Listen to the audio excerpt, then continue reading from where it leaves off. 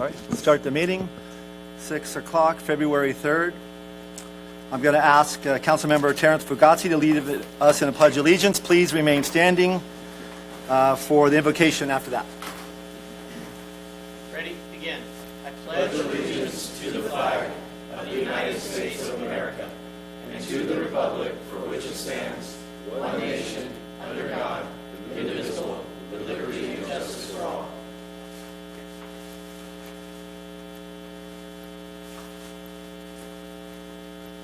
Mayor, Council, good to be here with you for tonight. Father, tonight I'm reminded I am a season for everything that is said. And it's a new season. There's also transition from one to the other. And I asked tonight to give you a grand wisdom for our mayor, Rosa, communities, and also for the council of state issues. Our city and all that we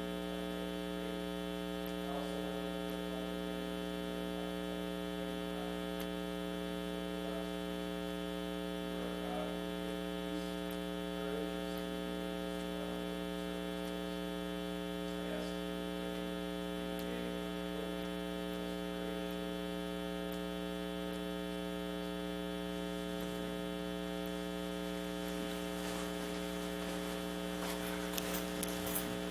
Okay, moving on to item number 1.4, City Clerk's report on posting of the agenda. Thank you, Mayor. The agenda was posted on Friday, January 31st at 9:37 in the morning. Councilmember Bracco? Here. Councilmember Fugazi? Here. Councilmember Marks? Here. Councilmember Hilton? Here. Councilmember Ramirez? Here. Councilmember Klein? Here. Mayor Bozo? Here. Moving on, orders of the day, we have none. Item 1.7, we have one employee introduction. Leanne will be introducing Gibran Mendoza.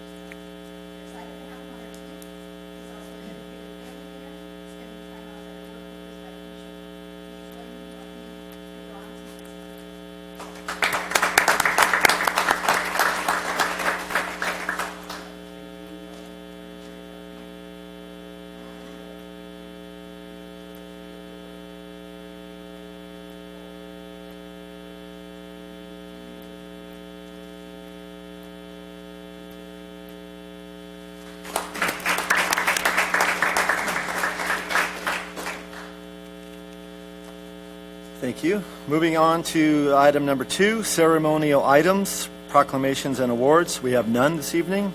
Moving on to number 3, council correspondence. It's informational only. 3.1, departmental work plan update. Moving on to item number 4, public comment by members of the public on items not on the agenda who wish to speak. Beth? We have one speaker, Ron Kirkish.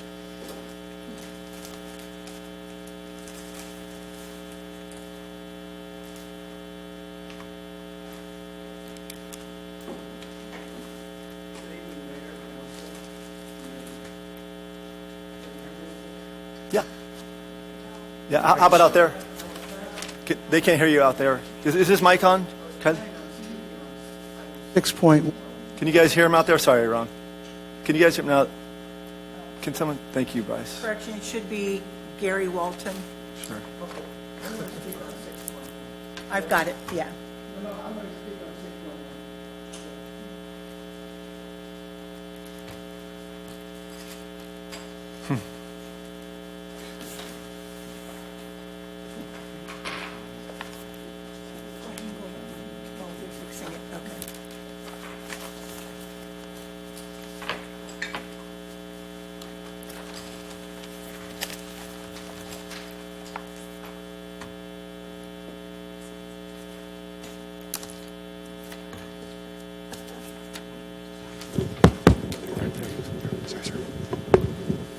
So go ahead, Gary. You now have 15 seconds. it seems that way all the time. Anyway, I'm here. I wanted to comment on the last city council meeting. I spoke about the challenges we face with CSG, the firm handling the plan checks for the city of Gilroy as we try to bring a Michelin star restaurant to downtown Gilroy. I'm happy to report back to you that there is movement. Tonight, I'd like to propose some possible improvements to the regulatory framework governing development in Gilroy. Gilroy Downtown Investments is a small local developer. We're committed to revitalizing downtown with unique, community-focused projects. However, the current system treats small developers like us the same as large corporate chains, despite our vastly different priorities, resources, and impacts. Why does this matter? Local developers invest in the community. We create projects that reflect Gilroy's character, while corporate chains follow standardized templates designed for profit, not placemaking. The regulatory burden is unfairly skewed. Large corporations have legal teams and economies of scale to absorb compliance costs, while small developers struggle with rigid, one-size-fits-all regulations. The economic and cultural impact is supporting that local business fosters economic diversity, attracts tourism, and strengthens Gilroy's pride of place and identity. Overregulation unintentionally favors national chains. Why is it that a small city like Gilroy has 10 Starbucks but only 2 independent coffee houses? No one is traveling to Gilroy because we have a Starbucks. Every town has a Starbucks. So to recap, here are my proposed solutions to a very unfair system that currently exists. Tailor regulations, create a tiered system that distinguishes small community-driven projects from large corporate developments. Streamline approval for local projects, reduce unnecessary red tape for small developers while maintaining oversight for larger projects. Flexible design standards encourage creativity and alignment with the Gilroy's character rather than forcing local businesses into rigid frameworks. By implementing these changes, Gilroy can create a fair and vibrant development environment that empowers small businesses, preserves our city's unique identity, and strengthens the local economy. By prioritizing local investment, it keeps wealth within our community rather than allowing large corporations to only extract profits without reinvesting in Gilroy. These simple changes would foster economic sustainability, enhance our city appeal, making Gilroy a more attractive place to live and visit. I hope that this topic will be part of your upcoming council retreat. Thank you for your time, and I welcome the opportunity to collaborate on policies that will shape Gilroy's future for the better. Thank you. 3 minutes. Any further public comment? That's it, nobody else? Okay. Okay, moving on. Reports by council members. Councilmember Bracco. Councilmember Fugazzi. Nothing to report. Councilmember Marks. No report. Councilmember Hilton. Thank you. From the Valley Transportation Authority Policy Advisory Committee, we approved the recommended updates to the VTA Land Use and Development Review Policy, establishing a framework for VTA's comprehensive role in local land use and development processes. By strengthening coordination of land use and transportation strategies with local jurisdictions and the development community, the policy establishes guidelines to promote sustainable development, expand mobility options, and advance equity. This policy is designed to facilitate vibrant, complete, equitable, and connected communities with a high-quality physical environment that enables multimodal access and creates transit ridership. This policy supports broader livability goals to manage congestion, support transit and multimodal transportation, reduce vehicle miles traveled, promote safer travel, increase physical activity, and improve public health for all the community members, particularly those in historically underserved and marginalized communities. VTA's Transit-Oriented Communities and Development Group leads the planning of development of VTA's transit-oriented development properties, focusing on creating the vibrant and transit communities. From Caltrain Local Policymaker Group, there's a new battery-powered train that's on order and a pilot program that is beginning to be built right now. It's the first one in the world being built through a state grant. It will use the cantilevers until it arrives in San Jose and switches to the Union Pacific tracks. Then it'll run off battery power through South County and then further to Salinas. Later on, once it's built, there'll be some test runs that go from here to down to Salinas. The South County Youth Task Force is a regional collaboration of local governments, school districts, community and faith-based organizations, community members, and law enforcement agencies in South Santa Clara County who are committed to serving, supporting, and uplifting our youth so that they have the opportunity to thrive. South County Youth Task Force strives to fulfill the collaboration's mission and vision. You can read their strategic plan in English and Spanish online. Their mission is to promote a safe and nurturing community that creates and ensures sustainable access to opportunities, resources, and services for South County youth and their families, while empowering their voice and supporting the growth and success. And lastly, their vision is a community that is safe and free of youth violence, where young people are strong, thriving, and connected to their families, schools, and neighborhoods. Thank you. Thank you. Councilmember Ramirez. Yes, I just want to remind everyone about the opportunity that Gilroy Sister Cities has. They are looking for a royal court representative. So if you're a young woman living in the Gilroy area, aged 18 to 24, available to travel to Portugal June 18th to July 2nd. The submission requirement is 2 letters of recommendation and an application by February 10th. And if you are selected, you get round-trip airfare, lodging, and meal vouchers, a custom-made formal evening gown for the festival events, the opportunity to ride on Gilroy Sister Cities Festival float. And so if you're interested, please just contact me through the website, my email, or phone me, and I will give you additional information. Thank you. Councilmember Klein. No report. Okay, my report, I'm going to report on one committee. City of Gilroy decided to rejoin an association called the Cities Association. That's membership from each of the cities throughout the Santa Clara County. And I'm the representative on that committee. Last week was the first committee meeting that I went to. And just new right now, and it was the first meeting of the year, but I'm looking forward to sitting on a committee that each person on that committee is either a mayor or a vice mayor of the just different cities around Santa Clara County. So it's just a great way for all of us to collaborate and learn from each other. Thank you. Moving on to number 6, the consent calendar. A motion to accept the consent. Excuse me. Kelly? So I don't know if I can ask questions. If not, I would like to pull it. You can pull it. Something. Yeah. Well, which one would you like to pull, 6.1 or 6.2? Yeah. Sorry. I would like to pull I believe it's 6.1. yes. 6.1, yes. Okay. Okay, so we're going to pull 6.1 on the consent calendar, and then now we're going to open the floor to public comment. I think the first thing to do would be to vote on 6.2, then the remaining consent calendar items is only one, Thank you. okay? So, don't I need public Still need- comment before? If there is before any, the- on that, yes. All right. Wasn't it? Okay. Thank you. No, it's Okay. okay. So. Thank you. I have a motion. I'll second it. So I have a motion by Council Member Bracco and a second by Council Member Hilton to approve item number 6.2 in the consent calendar. Councilmember Bracco? Yes. Councilmember Fugazi? Yes. Councilmember Marks? Yes. Councilmember Hilton? Aye. Councilmember Ramirez? Yes. Councilmember Klein? Yes. Mayor Bozo? Yes. Okay, now we will move to 6.1.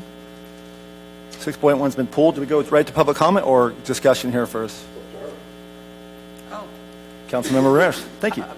Ron can speak. Help me out. Can you, Hold on a ready for second. public comment? If the council wishes to discuss it first, of course you may. Okay. Or you can let Mr. Kirkish speak and then have a discussion. Either way, it's Okay, fine. it's your poll, doesn't Councilmember Ramirez. Go ahead. Thank you, Councilman. As so many of you know, I've been attending these meetings for many years, starting with when Al Pinheiro was our mayor. And at most of those meetings, I've actually spoken. Tonight, I'm going to speak again.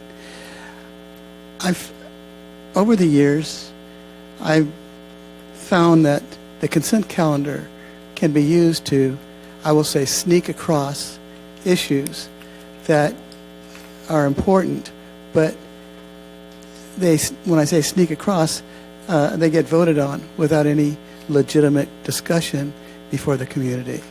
I believe tonight 6.1 is one of those issues. It's called the Safe Streets and Roads for All. It's SS4A. It's a grant. I'm concerned. I mean, like Proposition 47 was Safe Schools and Neighborhoods, which was a ruse. I believe this is a ruse too. This is a page out of Mr. Hilton's Plan Bay Area 2050 to basically reduce cars on our streets. In this case, it's supposed to make our streets safer for both pedestrians and bicyclists.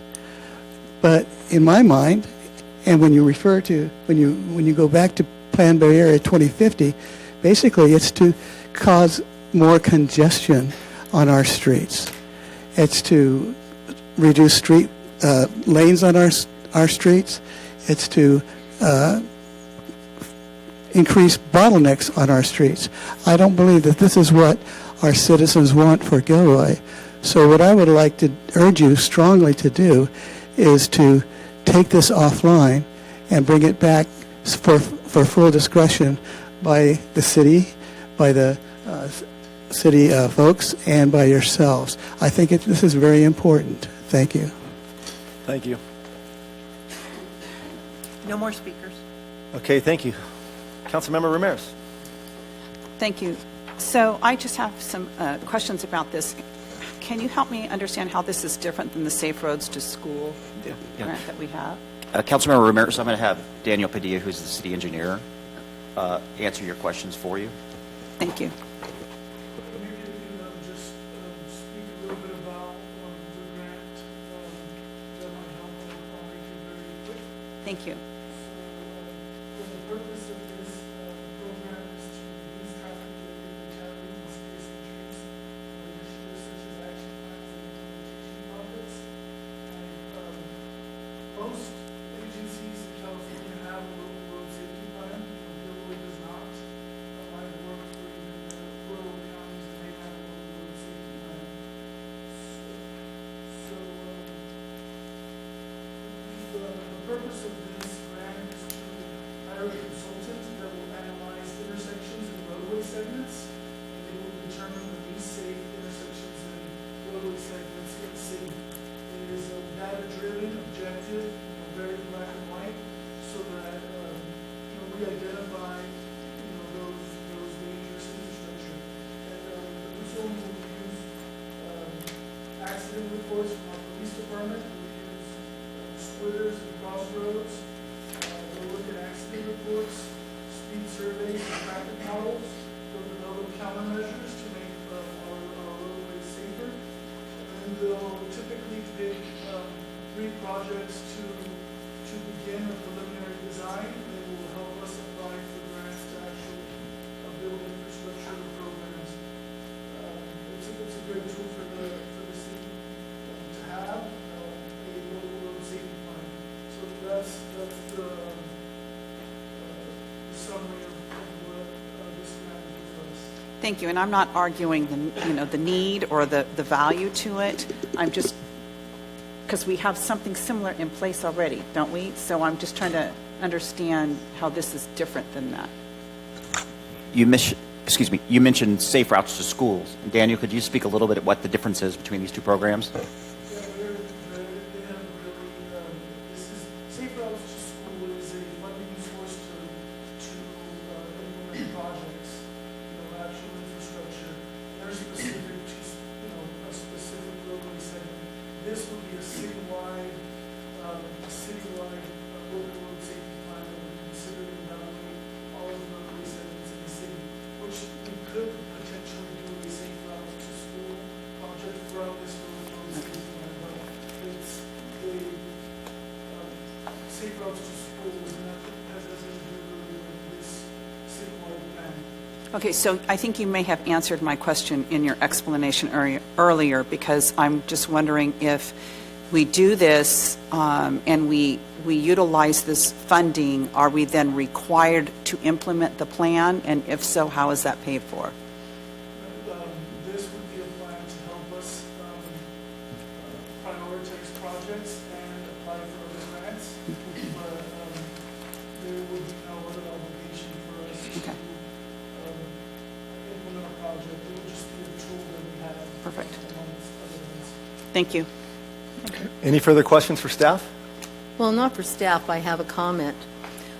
At one time, when we were looking at Plan Bay Area 2050, we were talking about it. Some of the improvements they were talking about was to do traffic calming on 1st Street and 10th Street, where they would take our 4 lanes and take us down to 1 lane and widen the bike lanes. And in reality, that doesn't calm traffic, it backs it up and it bottlenecks it. And I'm really concerned that by accepting this proposal, we are going to lock ourselves into, as you said, an implementation process. You talked about countermeasures, and I'm thinking, how do you take 1st Street and calm it down without going down to 1 lane in each direction to make it more safe for pedestrians and bicycles? And as we know, with all the building that's going on in Gilroy, that is going to have the opposite effect of moving traffic from the east to the west side and vice versa. So I would like to really know more about it before I approve it. If I may, at this point, we haven't identified any specific projects. Like I mentioned, the consumer would evaluate accident data and roadway segments and intersections throughout the city. What I've seen happen in other agencies that I work for, it's wherever there's been pedestrian fatalities or collisions with fatalities, those are the areas where they focus. Perfect, So it's okay. not so much traffic flow, making up the roads more efficient. It is pedestrian safety, vehicular safety. That's what happens. Typically, they'll identify like 20 road segments and intersections, and they'll kind of pick which ones we want to dive into. But there's no specific infrastructure that we've selected at this point. It's a general study of every city. Like I mentioned, most counties and cities in California have a local road safety action plan. I would venture to say that we're probably one of the last 10% of the agencies that do not have a local road safety plan. So in some of the cities that you've been in, what were some of the measures that they took to calm down traffic? They are specific to each agency. Like I worked for Yuba County, and they were very rural. So a lot of rural highways up there were guardrails because the slopes and the grading and the speeding, vehicles weren't coming off the road and going down like embankments. So one of our countermeasures there was guardrails. What about urban cities? In urban cities, you have, like you mentioned, traffic calming. You could do traffic circles, striping, bike lanes, wider sidewalks. You could do hawk systems for pedestrian crossings. So now if you talk about wider sidewalks, then you're getting into your actual lane of traffic, right? Because there's only one place to go when you widen a sidewalk. Well, it depends on the right of way. There's a lot of factors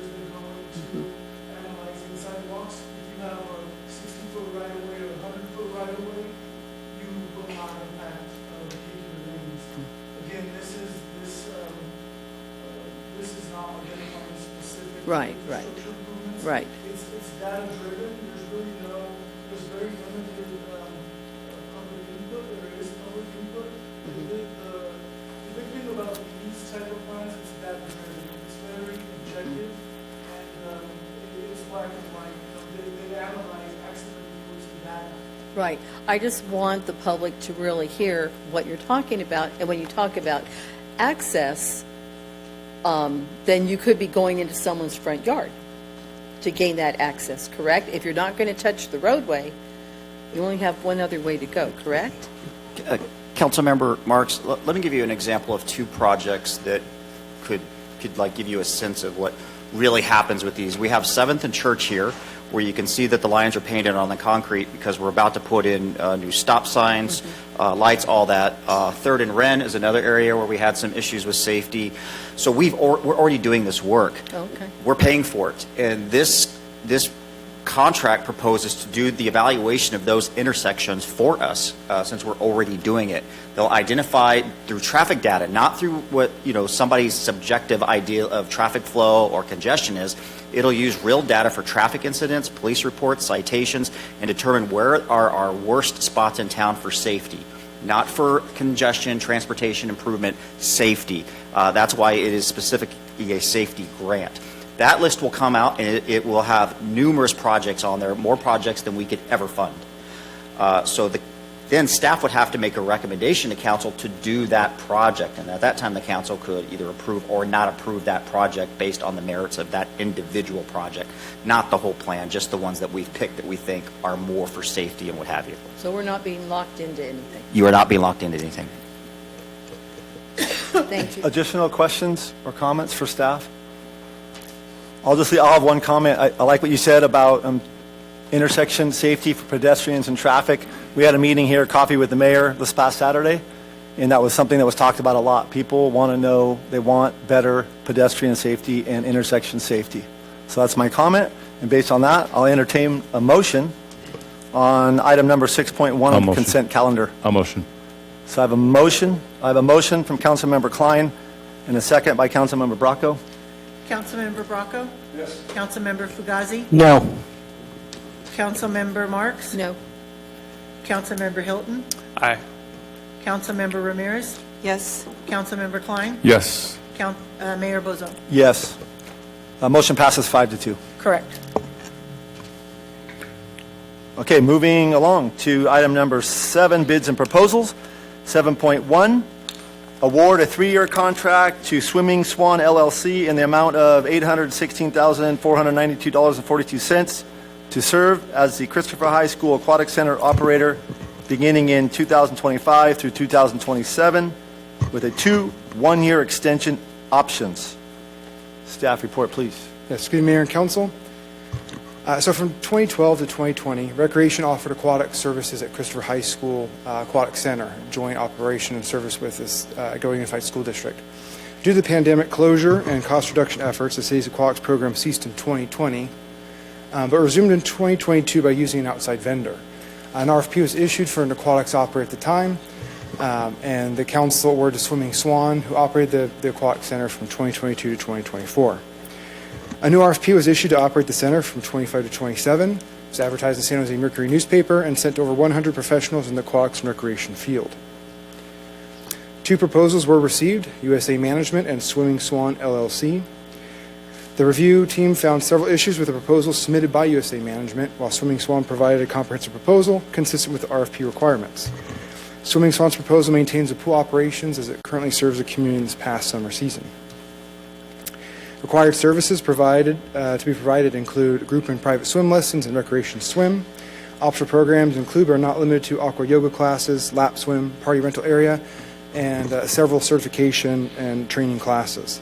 Additionally, under the contract, they will offer swimming lesson scholarships for economically disadvantaged Gilroy youth.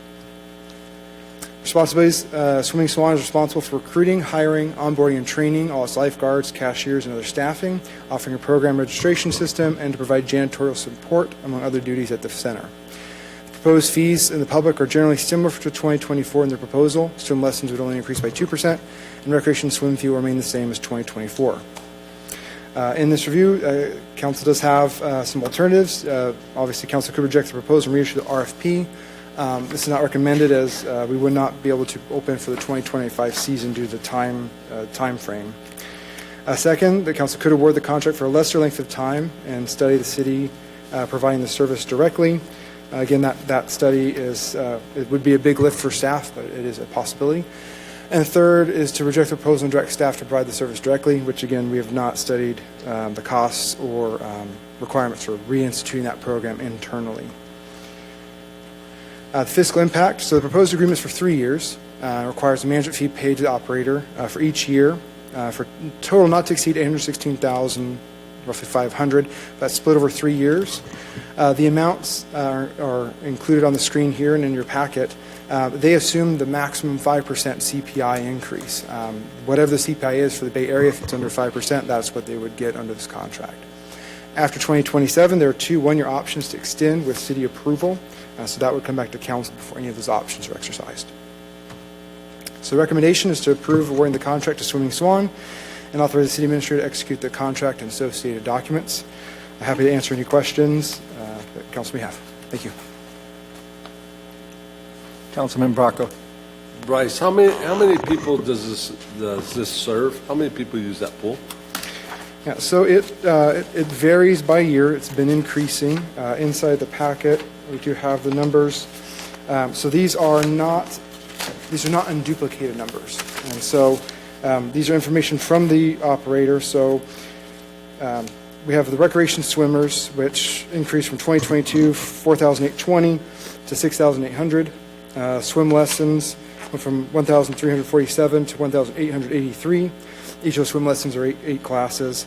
And so those are the numbers we have. We don't have data on the other programs they offered because they're optional and not part of the report requirement under the contract that we had. And the other contractor that you didn't select, what was their bid? So they bid 197, I want to say, in their proposal. However, the contents of that proposal were ambiguous as far as what was being provided. So there are parts in their contract that made it sound like we were just hiring a pool manager and that we would still be responsible for the staffing of the pool. Especially they had an attached contract which just talked about the pool supervisor. They also had their proposal at what they would call the silver level and had multiple levels on top of that we wanted to select if we wanted to pay higher rates for the operators. It wasn't really consistent with what we were asking for in the proposal. It really wasn't able to define exactly what our actual costs would be if we selected them. So if we go with this, that's it. We're paying them to completely run the swimming programs. Correct. Yes, and this is what they did provide previously. their own labor and everything. Provide their own labor. The largest benefit that we have from outsourcing the pool operation is insurance. So we required pretty significant insurance, $10 million policy for the pool operation because of the drowning risk and from recommendations from our pool risk authority. That insurance alone, if you looked at the proposal, was $65,000 off the top of my head, alone just for that insurance policy. So it's a big lift, but even then, all that risk is carried by the provider. Thank you. Councilmember Ramirez. Yes, so I emailed you with some questions. Emailed, and we talked earlier today, and you said you only had the revenue. So the question I asked was, when we operated it ourselves, what kind of revenue did we generate? And you said you don't have you don't have the net numbers, you only have the revenue. Right, so the total revenue we received is anywhere, usually in the 130s, up. The highest year was fiscal year 16, which was $200,000. But again, that's the revenue line item. We still would have to analyze the expenditures and to see because expenditures likely exceeded that revenue. Okay, because things that I've been involved with before, the swimming program is a revenue generator. That's why I ask. The other question I have is, it is in here that in the contract that they're required, to provide scholarships. But how is that mandated? Do we require, is it based on income? Is it based on, 20% of the population of Gilroy under 17? That's the number. I mean, how is that Is it mandated at all in any way, I guess, any criteria? It's stated in there as a requirement that they provide it for income-eligible youth. And who determines eligibility, Yeah, and what so is that? They use a similar and the same criteria that we have for all of our youth scholarships, and so it includes, they have to be basically registered on one of the identified programs. So a couple of them, they have to be on free or reduced price meals through Gilroy Unified School District or GPS, California Head Start, a letter from them, First Five, Medi-Cal eligibility. So there's about six different requirements that they'd have to be at least in one of those programs to qualify.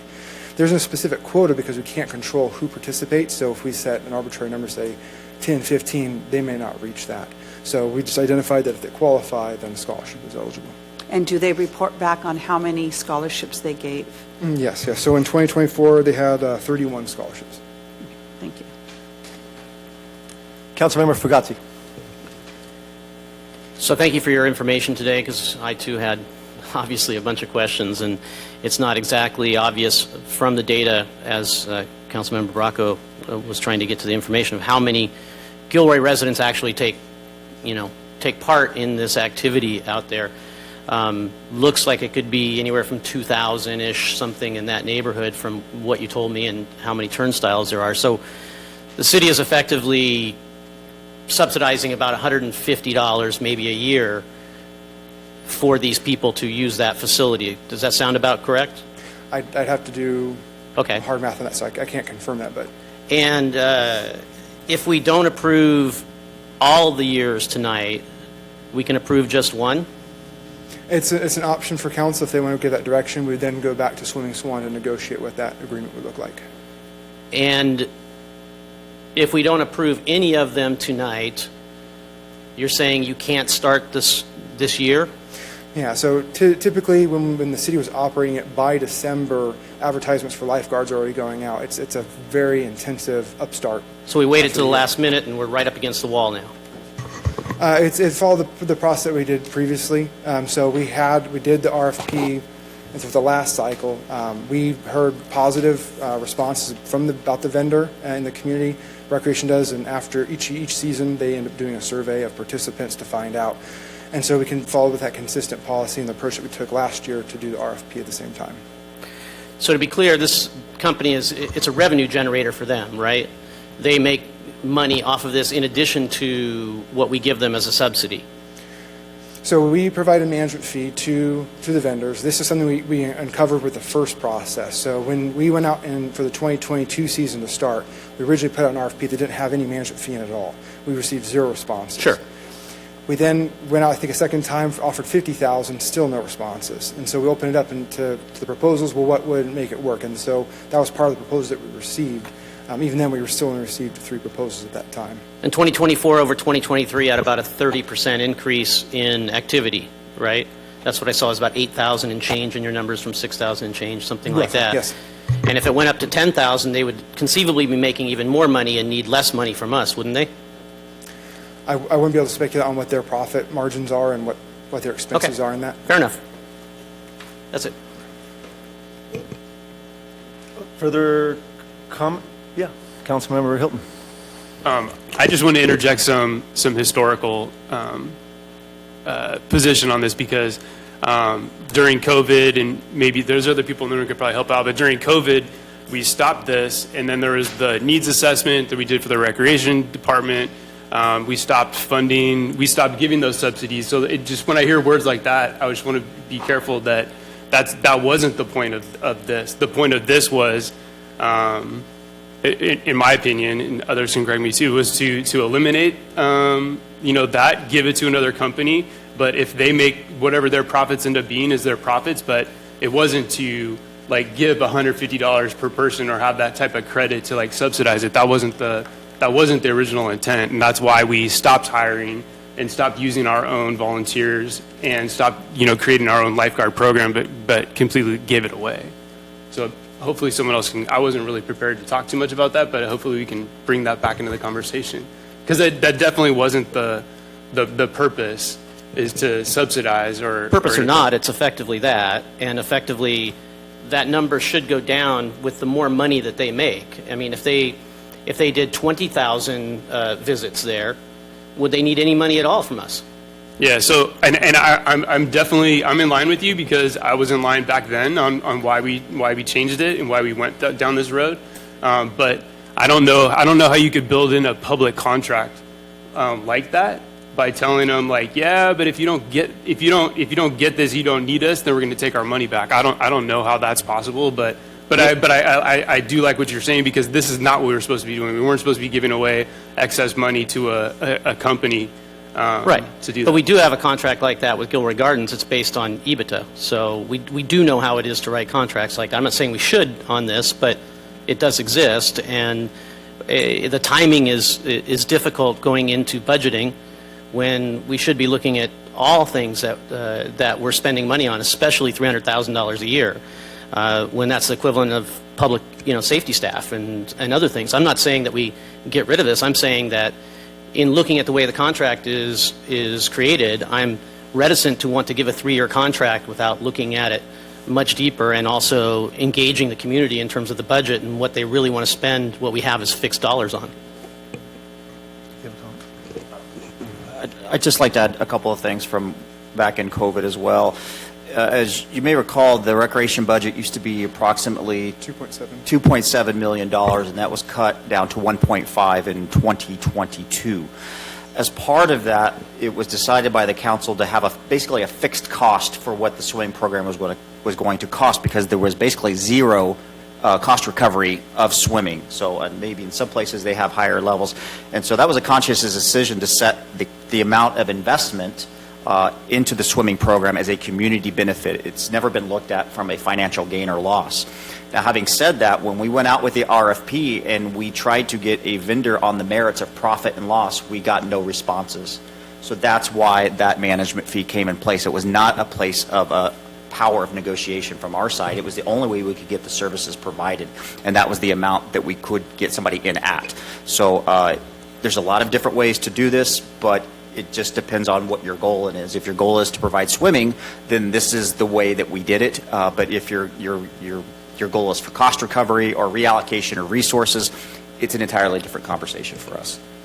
Yeah, I think it's not about whether or not we do it or that wasn't good at the time. I think it's just the way we're going about it now, and then also coming up on budgeting as far as, especially with the new council, all things considered. And it's difficult to think that also we're right up against the wall on this, and we're kind of give it or don't give it. So the less than 3-year option would be interesting to hear about. Could we look at that, extending this current lease for 1 more year, and in the meantime come back? It's an option we can take if we have direction, but we would have to get agreement from Swimming Swan if they were willing to do a 1-year contract.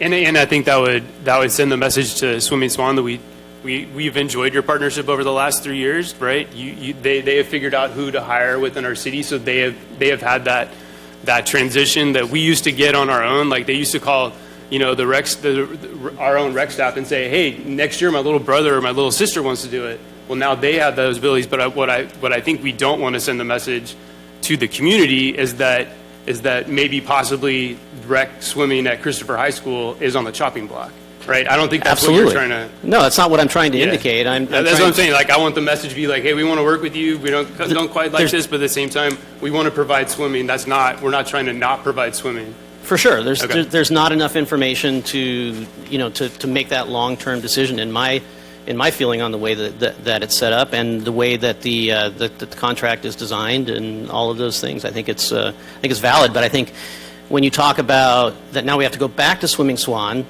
that means you guys are going to have to come back to us. It's going to have to come up at another meeting, which means we're not exactly against the wall, or we could have gone to another meeting. But that's beside the point. But what we can do is entertain a motion this evening for 1 year, and if Swimming Swan agrees to it, then we can do that. So I did see folks nod their head a few times when the 1 year idea came up. And is there additional comments? Motion? We have public comment too. Yeah. You have public comment. Thank you. When you take this whole thing into perspective and you add the insurance and all the labor and everything, I don't think that's a bad price. And it's doing what we want it to. And so I don't want to do a 1 year contract. Because What'll happen then, the second year, this number's going to go way up, as we've seen on other stuff that we've postponed. So I would advise against postponing it, and I think it's a fair amount to move forward with. So I'm just going to say, I think that, I think if what I'm understanding, Terrence, is you would like the opportunity to give direction to staff to explore other options, including in-house, if, moving forward so we can look at the budget. Not in-house. Not in-house. Whether it is explore more option for another vendor, or it's simply the structuring of the contract in such a way that our management fee is not ultimately fixed. It doesn't make a ton of business sense to me. That's pretty much it. And 3 years on it, I don't know that it's going to go up either necessarily, because if our swim goes up to 10,000 or 12,000 people in swim, the revenue number goes up as well. Or at that time, you can renegotiate, we can renegotiate that. So let's move into public comment. We have one speaker, Luis Ramirez. You have 3 minutes. Good evening, Mayor, council members. Come to you in my capacity as a single member of the Parks and Recreation Commission. I was made aware of the vote today when I read the agenda, so I figured I should chime in on how I personally feel. It is apparent from my reading of the packet materials that there isn't much choice but to vote, at least for this particular year, if we want to have a swim program this summer. What did become apparent to me as I read this, as I did the math, is this particular year is $259,000. If you just did some simple math on the fees that we collect, that the contractor collects for just the swim lessons, $1,883 at $122 a person roughly, and nothing else, that brings that to about $229,000. So we're talking about almost $500,000 that they're collecting to run a program that's 3 months, from late May to the end of August. To me, that seems like something we can do something with. I like the suggestion of taking this back, approving it for 1 year, because we need to get the swim program going. Let's take this back and let's study another alternative, whether it's revising a contract for the following year at the risk of maybe causing an increase in the contract price, or why not take it back in-house? It's been 5 years since we dismantled our Parks and Rec department. I think now with the Civic Center coming, there should be a mindset that we should start thinking about city services like Parks and Rec. Again, I'm biased that direction, but there is a momentum from people that want to see more rec programs, and rec programs done by us. And $122 is expensive for a lot of our people. $300 for a soccer program is expensive for a lot of our folks. It's because we're contracting it out, and those contractors have to make money. This particular contract has $194,000 for a management fee. That's a lot of money that we can put to staff. So my recommendation is to approve this year because we need it, get an option for another year, and take it back in-house. Let's study what it would cost for us to do that. Thank you for your time.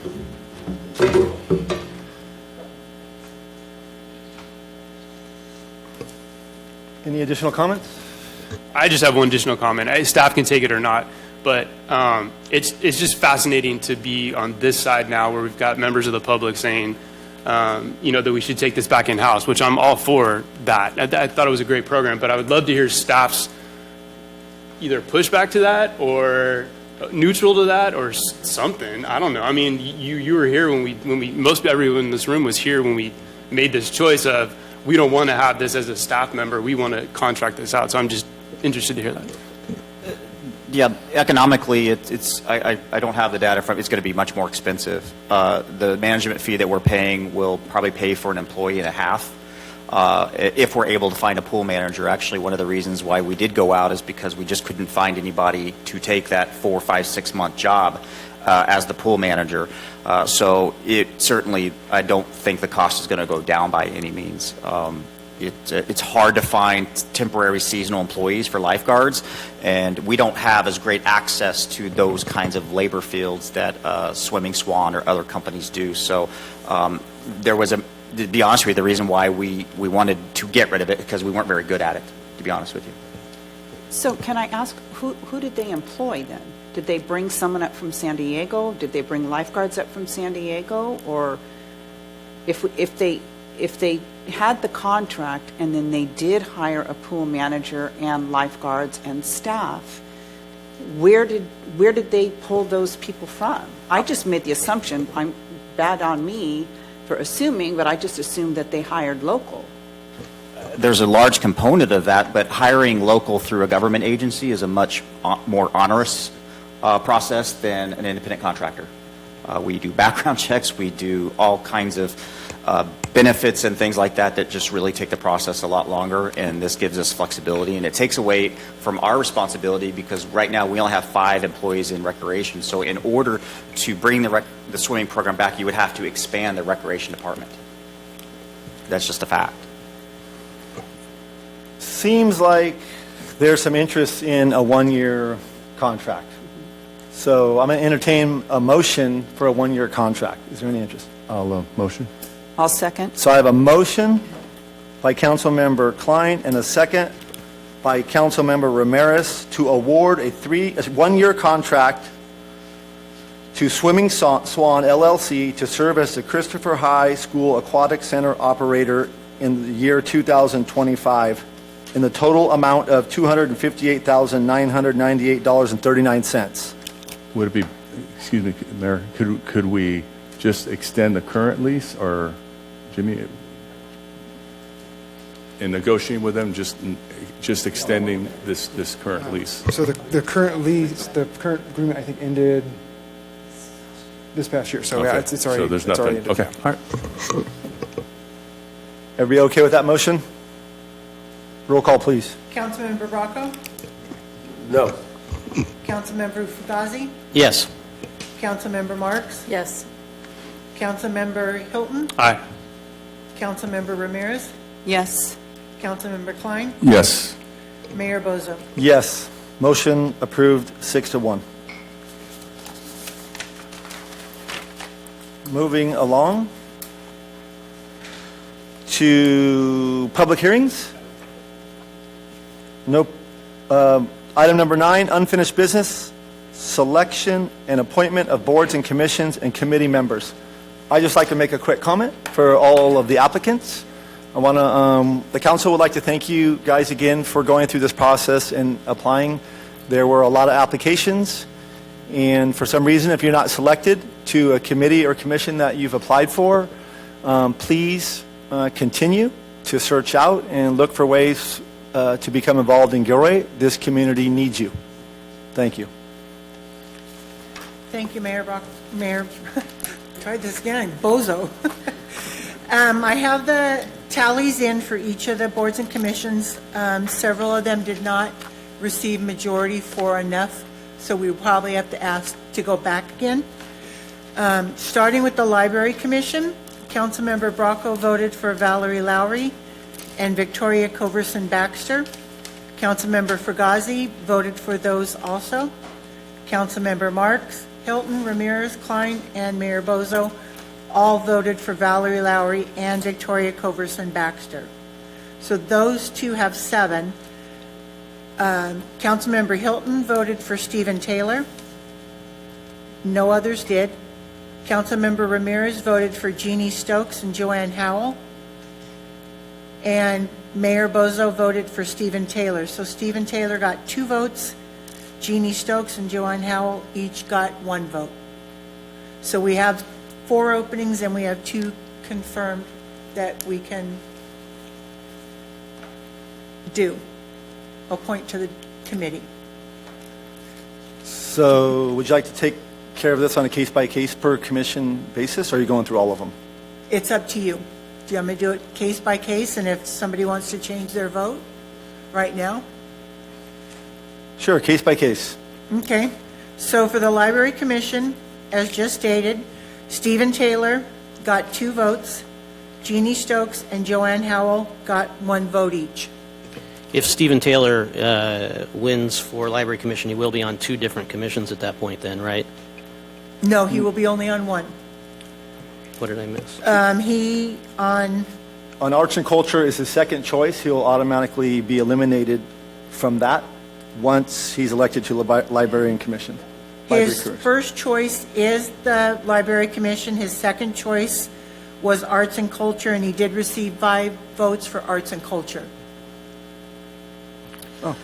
Could we, well, could we go through and do all the ones that definitely got appointed, and then the people that didn't make it, can they all reapply to different commissions that would be their second choice or third choice?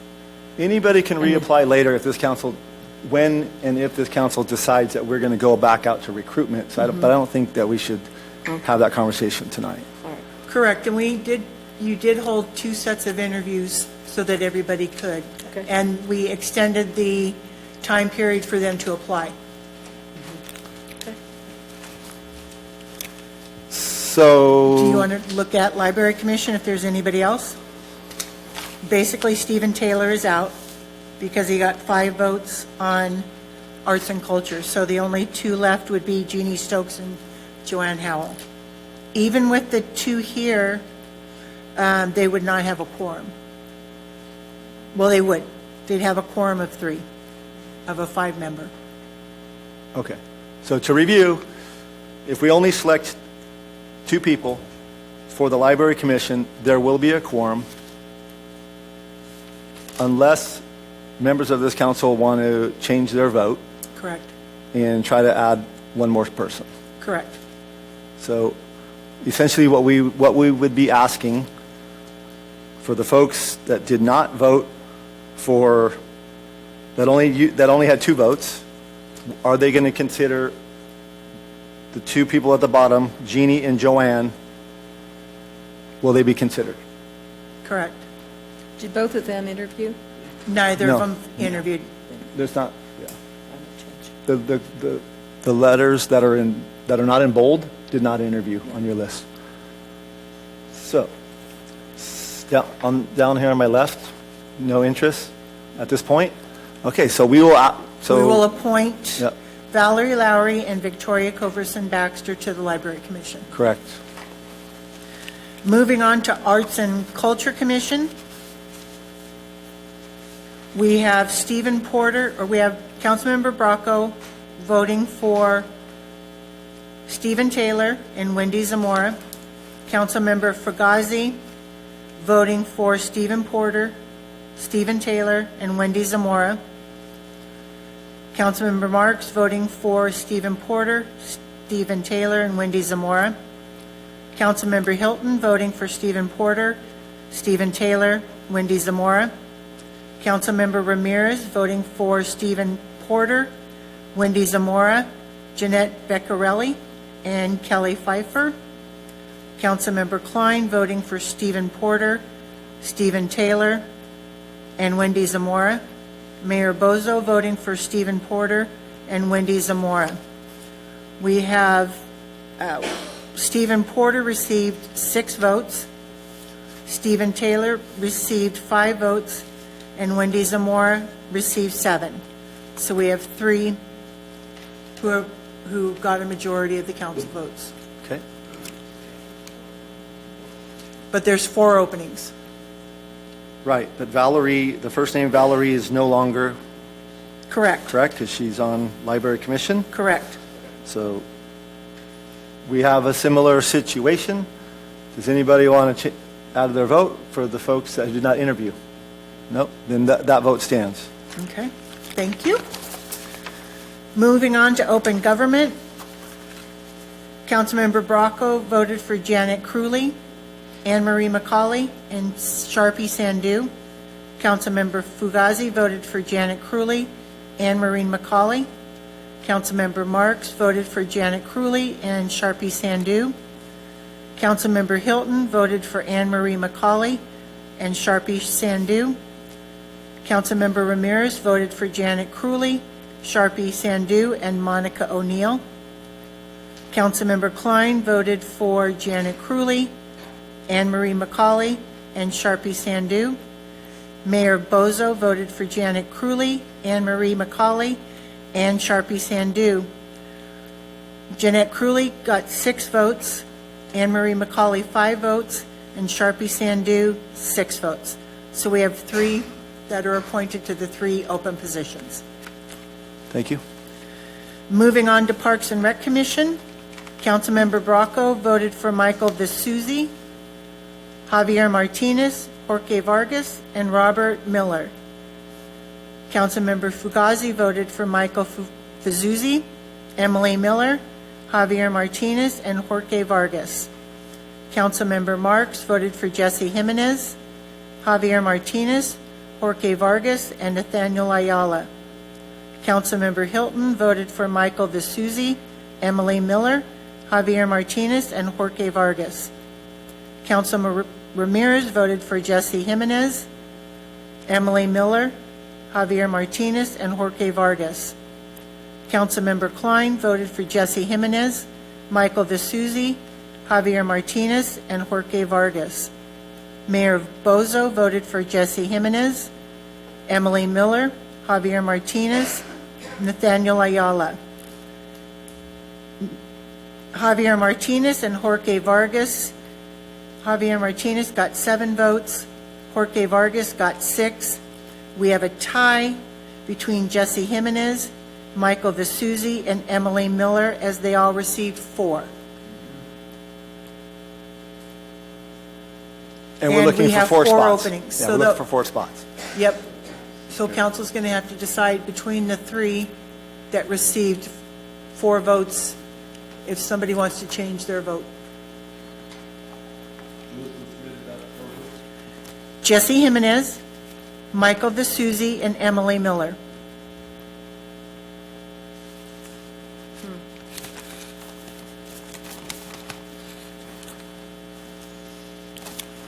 All right, folks. Yeah. And they all Yeah. interviewed, right? They all Yes. interviewed. Yeah. Well, I don't know how she did the vote. So essentially, at this point, Beth, or you guys, is this a runoff? We're all voting again, all over again? What I was just thinking of asking those who voted for the 2 that did not get many votes. Councilmember Bracco voted for Robert Miller. Councilmember Marks voted for Nathaniel Ayala. Mayor Bozo voted for Nathaniel Ayala. One of you 3 need to change your vote to, okay, so Emily has 5. We need 1 more. Between Jesse Jimenez, Michael Vesuzzi, and that would be Mayor Bozo or Councilmember Marks. Jesse. So Jesse has 5 also now. So the 4 appointed to the commission are Jesse Jimenez, Emily Miller, Javier Martinez, and Jorge Vargas. Thank you. Moving on to the Personnel Commission, Councilmember Bracco voted for Catherine Cummins, Linda Allen, and Norma Hingle Flores. Councilmember Fugazi voted for Linda Allen, Sharpie Sandu. Councilmember Marks voted for Catherine Cummins, Linda Allen, and Anne Marie McCauley. Councilmember Hilton voted for Catherine Cummings and Linda Allen. Councilmember Ramirez voted for Catherine Cummins, Linda Allen, and Norma Hingle Flores. Councilmember Klein voted for Catherine Cummins and Linda Allen. Mayor Bozo voted for Catherine Cummins, Linda Allen, Anne Marie McCauley, and Sharpie Sandu. Catherine Cummins received 6 votes. Linda Allen received 7. Anne Marie McCauley, Sharpie Sandu, and Norma Hingle all got 3 votes. So we need 1 more. So just as a reminder, Anne Marie McCauley and Sharpie Sandu have both already been elected to open government. Okay. Yep. So essentially, that would take them off the list. And the other person Yep. did not interview. So unless we're going to change the way we've been doing it. Cummings and Allen? Cummings and Allen. Yep. Physically Challenged Appeal Board. Councilmember Fugazi voted for Marco. Councilmember Marks, Ramirez, Hilton, and Klein all voted for Marco Machado. So he has 4 votes, which is not a majority. Why not? Yes, it is. 4, 1, 2, 3, 4 votes. Yeah. Oh, yes, it is. Is a Thank you. I'm majority. sorry. Yes, he did. it's okay? My mistake. Planning Commission. Councilmember Bracco, I'll go through the full first and then the partial. Councilmember Bracco voted for Brian Danhauer, full term. Councilmember Fugazi voted for Brian, full term. Council Ramirez voted for Brian, full term. Councilmember Klein voted for Brian, full term. Mayor Bozo voted for Brian, full term. So Brian Danhauer gets the full term.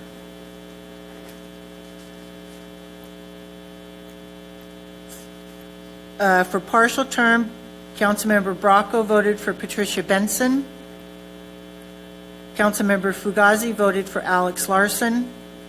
Councilmember Hilton voted for Janet Crewley. Councilmember Ramirez voted for Pat Benson. Councilmember Klein voted for Pat Benson. And Mayor Bozo voted for Alex Larson. We do not have a majority for the part-time position. Beth, you might want to explain why you skipped me. Because people might think I didn't vote for. Oh, you Budget voted Commission. full-time. Yeah, you voted for Patricia for the full-time. Right. I'm sorry. Yeah. So she voted, for Patricia And Benson I for did the Brian full-time. part-time. Yes. Okay. I could switch my vote to Pat for part-time. I mean, not part-time, the remain, partial. Where are you? Half. So then we have Brian Danhauer with 4 votes for full-time and Pat Benson with 4 for the part-time, partial. Thank you. For the Youth Commission, we had 2 openings, and all council member voted for Sean Ethan Deep and Dan Maserath, so they will be appointed to the Youth Commission. All right. Thank That's you very it. much for crunching all those numbers.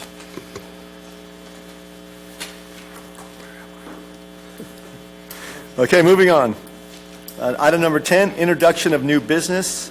Item 10.1, review of the city council norms. Staff report. Thank you, Mr. Mayor.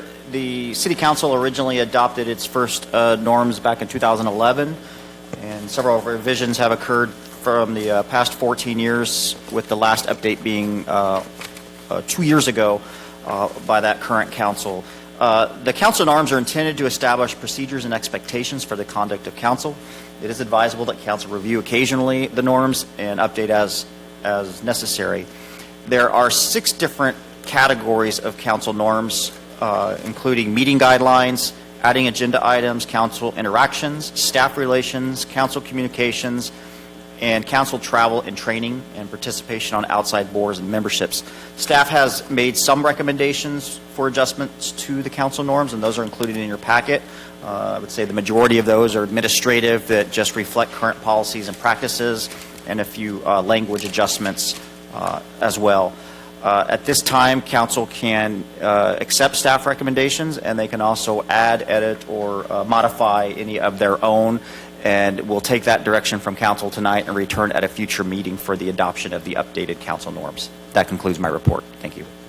So before I open to questions from council, just as a reminder, we're not taking action on this tonight. We'll be doing discussion and then public comment, of course, and then give direction. That's the goal of tonight, not action. So any questions so far for staff? None? Okay, moving on. A public comment, please. We have 1 speaker, Gary Walton, and you'll have 3 minutes.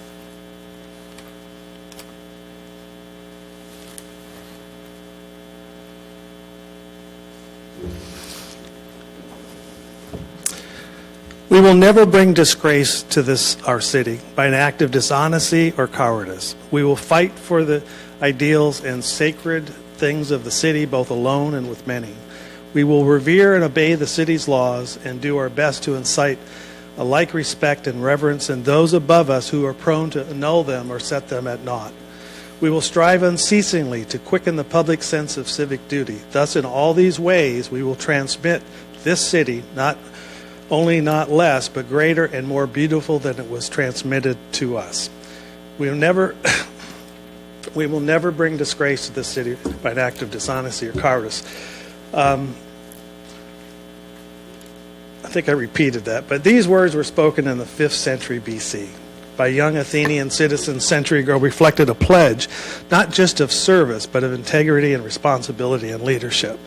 Today, the city of Gilroy faces similar challenges: how to ensure that all those entrusted with public service, elected officials, city management, and staff, uphold these same principles of ethical leadership and responsibility. Council norms, as discussed tonight, guide meetings' conducts and encourage professionalism. Likewise, city staff follow internal policies and professional standards, but norms and policies set expectations, not enforceable ethical standards. Gilroy's public servants already follow strict ethical codes through the ICMA, AICP, APWA, IACP, and the IAFC, professional organizations that demand high ethical standards for their designation. Yet Gilroy itself has no unified code of ethics. Out of 16 cities in Santa Clara County, and I did this several years ago, and I won't tell you why I looked into it, but Gilroy is only one of 3 without one. This is a critical gap that must be addressed to align our city with the best practices in municipal government.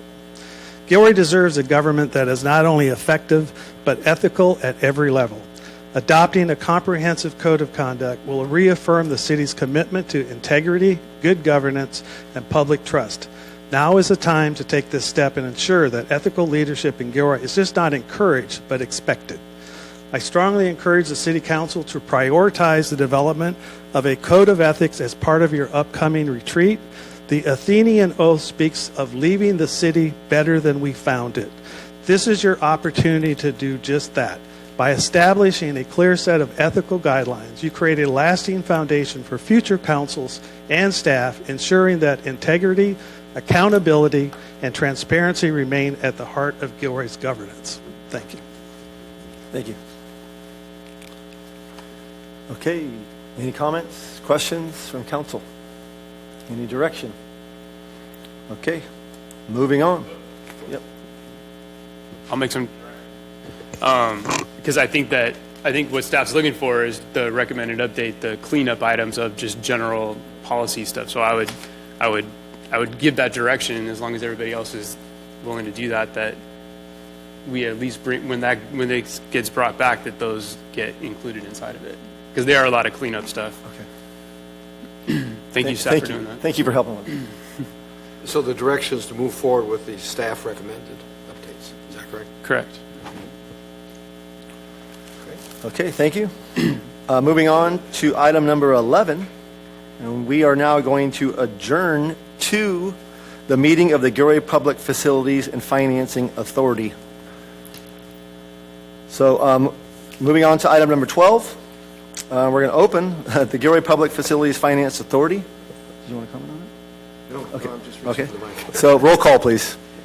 Board Member Bracco? Here. Board Member Fugazi? Here. Board Member Marks? Here. Board Member Hilton? Here. Board Member Ramirez? Here. Board Member Klein? Here. Chair Bozo? Here. Okay, item 13, and the consent calendar of the Gilroy Public Facilities Financing Authority, 13.1 and 13.2. Is there a presentation? Staff. Yes, Mr. Chair. The City of Gilroy City Council entered into a JPA with itself as the Public Facilities Financing Authority in 1994. As part of the JPA requirements, the Financing Authority is required to have a meeting annually to adopt a budget, which today's recommendation is no expenditures and no revenues, and also a budget for administrative expenses, which there are none. For those of you who are not aware exactly what the Financing Authority is, it is a mechanism for the Financing Authority to issue bonds that does not commit the taxes or the taxpayers of the city of Gilroy. If you were to do that, you would have to go to the ballot with a general obligation bond. So any default of the bonds is a responsibility of the authority, and the collateral is the asset, not the taxation. So it's a mechanism that most cities use to issue revenue bonds or lease bonds or those kinds of things. But this is a requirement according to the annual JPA resolution. That concludes my report. Questions, comments for staff? Public comment? No public comment. Okay. Last chance of questions. Okay, we're moving on. We're going to do this in two separate motions. So I'm going to entertain motion number 1, which is the action minutes of the March 4th, 2024 Gilroy Public Facilities Financing Authority meeting. Motion? Second. I have a motion from Councilmember Klein and a second from Councilmember Ramirez. Roll call, please. Board Member Bracco? Yes. Board Member Fugazi? Yes. Board Member Marks? Yes. Board Member Hilton? Aye. Board Member Ramirez? Yes. Board Member Klein? Yes. Chair Bozo? Yes, motion passes 7-0. I'll entertain a second motion to adopt the resolution setting the budget for fiscal year 2024 through 2026. So 25. Excuse me, 25 to 26. so Thank you. moved. I have a motion from Councilmember Marks. Looking for a second? And a second from Councilmember Bracco. Roll call, please. Board Member Bracco? Yes. Board Member Fugazi? Yes. Board Member Marks? Yes. Board Member Hilton? Aye. Board Member Ramirez? Yes. Board Member Klein? Yes. Chair Bozo? Yes, motion passes 7-0. We will now adjourn back to the meeting of the Gilroy City Council and the council members. Item number 15, future council-initiated agenda items. We have none. Item number 16, city administrator's report. Thank you, Mr. Mayor. I have 2 items. One is agendized here. It's the Santa Teresa Fire Station update. We expect to finish the last remnants of escrow this week, and once the land is recorded, we will finish that process. We were waiting on signatures from the other party, but that appears to not be an issue now. And so next week, we will commence the internal committee for capital improvement project and get started on reviewing the previously completed design and plans for the fire station, and look to see what any updates we need for those plans, and get ready to start the project as we would most of our projects. Second, we received some good news on Friday from Santa Clara County on the February 4th Board of Supervisor meeting. County staff is recommending to the Board of Supervisors that they approve a contract with the Santa Clara County Housing Authority regarding the development of 8th and Alexander. If you recall, the City of Gilroy Council approved an MOU for the 8th and Alexander site for affordable housing back in 2022. It has been with the county pretty much since, and so if the Board of Supervisors agree, they will have an agreement with the Santa Clara County Housing Authority to begin development of that property. That will be a very public process, and one that has not kicked off yet, but that is a good step for some bond money that was allocated towards Gilroy for some more affordable housing. That concludes my report. Thank you. Okay, moving on to item number 17, city attorney's report. Okay, I have no report at this time, but I'd be happy to lead us into the closed sessions. Please. All right, my understanding is 18.1 and 18.2 are not going to occur tonight. That's correct. That's correct. All right. Then we have item 18.3, which is a conference with legal counsel, anticipated litigation, significant exposure to litigation pursuant to paragraph 2 of subdivision D, paragraph 3 of subdivision E of Government Code section 54956.9, Gilroy City Code section 17A113B. Based upon receipt of a written communication from Schenkman and Hughes, PC, available for inspection upon request at the office of the city clerk, one case as defendant. Then there's a second closed session, item 18.4, conference of real property negotiators, Government Code section 54956.8, Gilroy City Code section 17A8. The properties are APNs 841-10010 and 841-10028. Negotiator is Jimmy Forbes, City Administrator. The other party is Jessup Roberta A. Trustee, Jessup Transportation, Inc. Price and terms of payment are under negotiation. So the process now is that with respect to, well, let's first ask for public comment, actually. That's the next step. All right. Then with respect to the anticipated litigation, I will advise you as your attorney that it would prejudice the position of the city to discuss this matter in open session, and therefore I recommend that we go into closed session. And so it is appropriate now to take a vote on whether or not to go into closed session. Roll call, please. Councilmember Rocco? Councilmember Fugazi? Yes. Councilmember Martin? Yes. Councilmember Hilton? Aye. Councilmember Ramirez? Yes. Councilmember Klein? Yes. Mayor Bozo? Yes. Passes 7-0. Right, so we will now go into closed session, and the first item when we go in is to take a vote whether or not to remain in closed session for the other item. And that would be a reportable action. Okay. So now we're Thank turning you. to closed session. Thank you, everybody.